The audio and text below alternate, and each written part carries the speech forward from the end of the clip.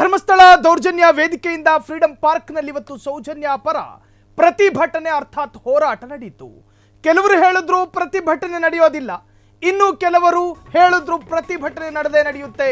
ಹಾಗಾದ್ರೆ ಏನಾಯ್ತು ಇವತ್ತು ಫ್ರೀಡಂ ಪಾರ್ಕ್ನಲ್ಲಿ?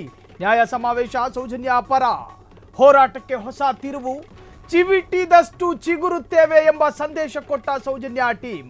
ಬುರುಡೆ ಎಂದು ಅಪಹಾಸ್ಯ ಮಾಡಿದವರ ಮುಖಕ್ಕೆ ಮೌಖಿಕ ಮಸಿ. ಹೋರಾಟಗಾರರ ಆಕ್ರೋಶದ ಕಿಚ್ಚಿಗೆ ಸಾಕ್ಷಿಯಾದ ಫ್ರೀಡಂ ಪಾರ್ಕ್. ಅಕ್ರಮ ಫಂಡ್ ಆರೋಪಕ್ಕೆ ಉತ್ತರ ಕೊಟ್ಟ ಗಿರೀಶ್ ಮಠಣ್ಣನವರ್. ಸಂಘ ಪರಿವಾರದ ವಿರುದ್ಧವೂ ಕೂಡ ಗಿರೀಶ್ ಮಠಣ್ಣ ಆಕ್ರೋಶ ವಿಸ್ಫೋಟ. ಯುದ್ಧಕ್ಕೆ ಹೆದರಿ ಹಿಂದಿರುಗಲ್ಲ ಎಂದು ಸೌಜನ್ಯ ಪಡೆ. ವೇದವಲ್ಲಿ ಆನೆ ಮಾವುತ ಪದ್ಮಲತಾ ಆತ್ಮ ನಿಮ್ಮನ್ನ ದಹಿಸಲಿದೆ. ಸೌಜನ್ಯ ದೇಹ ಹಿಂಡಿ ಹೀರಿದವರ ಎದೆ ಬಗೆಯುತ್ತೆ ಸತ್ತವರ ಆತ್ಮ. ನೆನಪಿನಲ್ಲಿಟ್ಕೊಳ್ಳಿ, ಧರ್ಮಸ್ಥಳ ಅರ್ಥಾತ್ ಮರ್ಮಸ್ಥಳ ದೌರ್ಜನ್ಯ ವೇದಿಕೆಯಲ್ಲಿ ಪ್ರತಿಜ್ಞೆ ಮಾಡಿದ ಸೌಜನ್ಯ ಟೀಮ್. ಷಡ್ಯಂತ್ರ ಎಂದು ನಮ್ಮನ್ನ ಹೆದರಿಸಲು ಸಾಧ್ಯವಾಗದು. ಫ್ರೀಡಂ ಪಾರ್ಕ್ನಲ್ಲಿ ಸೌಜನ್ಯ ಪರ ಹೋರಾಟಗಾರ ಮಠಣ್ಣ ವಿಸ್ಫೋಟ ಹೇಳಿಕೆ. ನ್ಯಾಯ ಸಮಾವೇಶ, ಸೌಜನ್ಯ ಪರ ಹೋರಾಟಕ್ಕೆ ಮಹತ್ತರ ತಿರುವು. ಚಿವಿಟಿದಷ್ಟು ನಾವು ಚಿಗುರ್ತೀವಿ, ನಮ್ಮನ್ನ ನೀವು ಚಿವಿಟೋದಕ್ಕೆ ಪ್ರಯತ್ನ ಪಡಬೇಡಿ. ಸಣ್ಣ ಗಿಡವನ್ನ ನೀವು ಚಿವಿಟಿದಷ್ಟು ಚಿಗುರು ಒಡೆದು ಹೊರಬರುತ್ತೆ. ಹಂಗೆ ನೀವು ಮಹೇಶ್ ಶೆಟ್ಟಿ ತಿಮರೋಡಿಯನ್ನ ಗಡೀಪಾರು ಮಾಡಿದ್ರಿ ಅನ್ನೋ ಕಾರಣಕ್ಕೆ ನಮ್ಮ ಹೋರಾಟ ನಿಲ್ಲಲ್ಲ. ಪ್ರತಿಯೊಬ್ಬ ಕನ್ನಡಿಗನ ಹೃದಯಾತ್ಮದಲ್ಲೂ ಕೂಡ ಸೌಜನ್ಯಾಳ ಆತ್ಮ ಒತ್ತಿ ಹೇಳ್ತಾ ಇದೆ, ನನಗೆ ನ್ಯಾಯ ಕೊಡಿ. ಇದು ನಾವು ಹೇಳ್ತಿರೋದಲ್ಲ.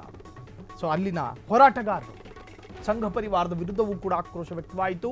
ಯುದ್ಧಕ್ಕೆ ಹೆದರಿ ನಾವು ಬೆನ್ನನ್ನ ತೋರಿಸಿ ಹೋಗುವವರಲ್ಲ. ಸೌಜನ್ಯ ಪರ ಹೋರಾಟ, ನ್ಯಾಯ ಸಮಾವೇಶ ಅಂತ ಹೆಸರಿಟ್ರು.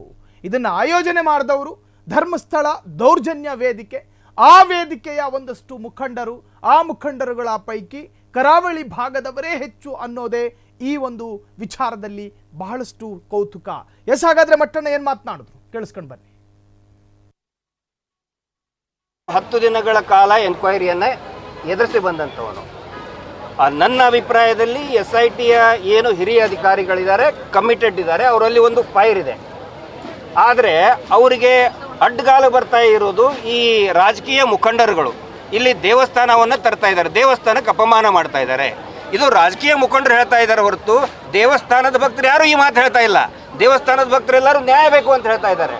ಹೀಗಾಗಿ ಈ ರಾಜಕೀಯ ಷಡ್ಯಂತ್ರ ಮತ್ತು ಈ ದೇವಸ್ಥಾನದ ಏನು ಮುಖ್ಯಸ್ಥರಿದ್ದಾರೆ ಅವರು ಮಾಡ್ತಾ ಇರೋ ಷಡ್ಯಂತ್ರದಿಂದ SITಗೆ ಹಿನ್ನಡೆ ಆಗ್ತದೆ. ಅದರ್ವೈಸ್ ನನಗೆ ತುಂಬ ನಂಬಿಕೆ ಇದೆ, ಹಿರಿಯ ಅಧಿಕಾರಿಗಳ ಮೇಲೆ ನಂಬಿಕೆ ಇದೆ, ತುಂಬ ಚೆನ್ನಾಗಿ ಅವ್ರು ಮಾಡ್ತಾ ಇದ್ದಾರೆ. ಆದರೆ ನೋಡಿ, ನೀವು ಅವ್ರನ್ನ ತನಿಖೆ ಮಾಡಿ ಅಂತೇಳಿ ಕೈಕಾಲು ಕಟ್ಟಿಬಿಟ್ರೆ, ನೀವು ಹುಲಿ ಅಂತ ಹೇಳಿ ಅವ್ರ ಹಲ್ಲು ಕಿತ್ತು ಅವ್ರು ಉಗುರು ಕಿತ್ತರೆ ನೀನು ಹುಲಿ ಅಂತ ಹೇಳಿದ್ರೆ ಏನು ಬಂತು? ಹಂಗಾಗಬಾರ್ದು.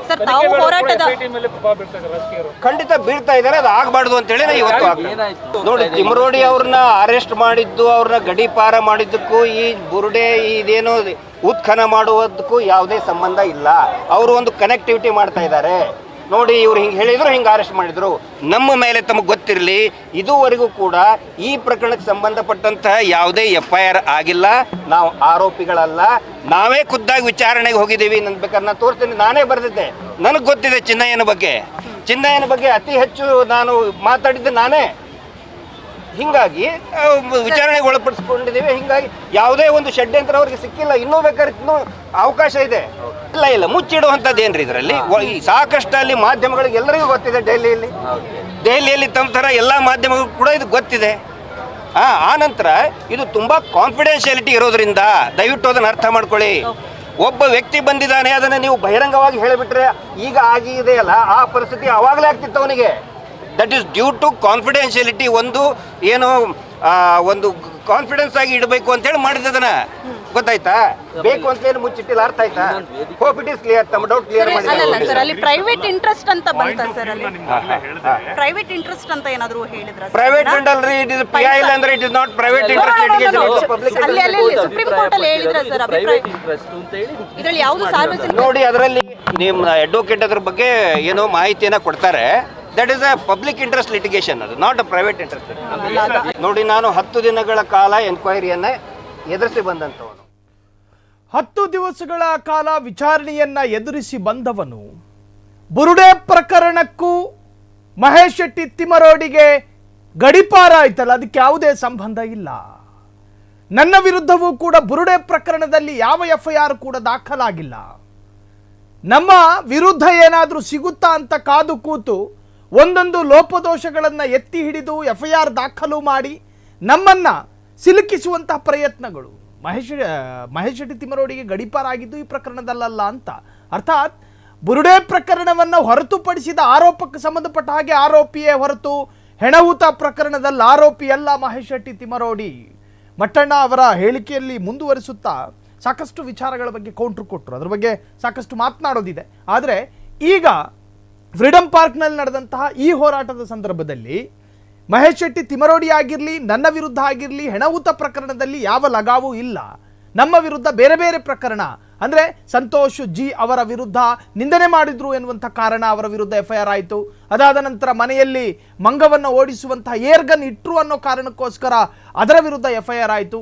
ಈ ತರಹ ಹೊರತುಪಡಿಸಿದ ಪ್ರಕರಣಗಳಲ್ಲಿ ಮಾತ್ರ ನಮ್ಮನ್ನು ಸಿಲುಕಿಸೋ ಪ್ರಯತ್ನಗಳಾಗ್ತಾ ಇದೆ ಅಂತ ಹೇಳಿ ಅವರ ಒಟ್ಟು ಸಾರಾಂಶ ಆಗಿತ್ತು. ಕ್ಷಣ ಕ್ಷಣದ ಸುದ್ದಿಗಳಿಗಾಗಿ ಫ್ರೀಡಂ ಟಿವಿ ಸಬ್ಸ್ಕ್ರೈಬ್ ಮಾಡಿ, ಲೈಕ್ ಮಾಡಿ ಹಾಗೂ ಫಾಲೋ ಮಾಡಿ. ಹೊಸ ಸುದ್ದಿಗಳ ನೋಟಿಫಿಕೇಶನ್ಗಾಗಿ ಬೆಲ್ ಐಕಾನ್ ಮೇಲೆ ಕ್ಲಿಕ್ ಮಾಡಿ.